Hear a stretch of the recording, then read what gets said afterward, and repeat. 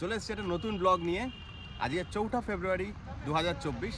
আমরা ইকো পার্কের পাশে দাঁড়িয়ে রয়েছি। কলকাতার খুব কাছে একটি হনুমানজির মন্দির আছে এবং মন্দিরটা সত্যি কলকাতার সবচেয়ে বড় বৃহত্তম হনুমান মন্দির। তো চলুন আপনাদের নিয়ে দেখাচ্ছি মন্দিরটা।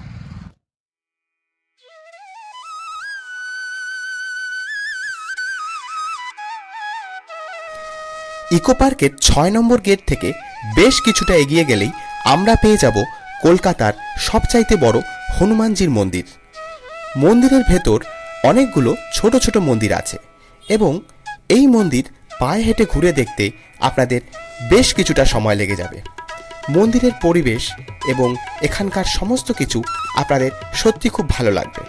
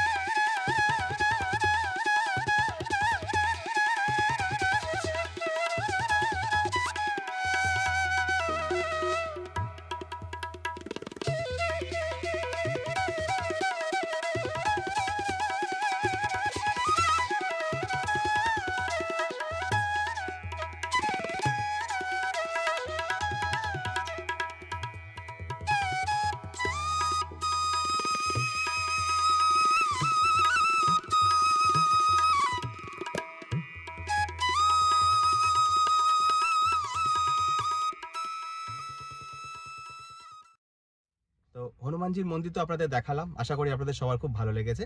এবার আমরা যাচ্ছি কলকাতায় একটা নতুন মন্দির হয়েছে, সেটা হচ্ছে কলকাতার ইসকন টেম্পল।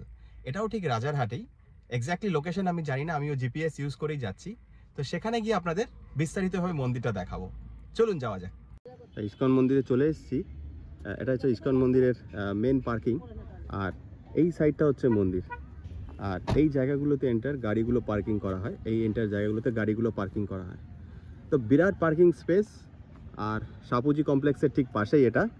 আর সোজা গেলে আপনারা দেখতে পাবেন ওখানে হচ্ছে পুজোর ব্যবস্থা আছে, তো আমরা ওই দিকেই যাচ্ছি।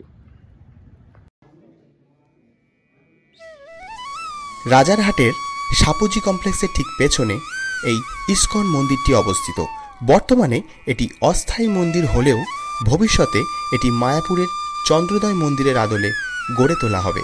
মন্দিরের পরিবেশ এবং এখানকার সমস্ত কিছু আপনার সত্যি খুব মন জয় করবে।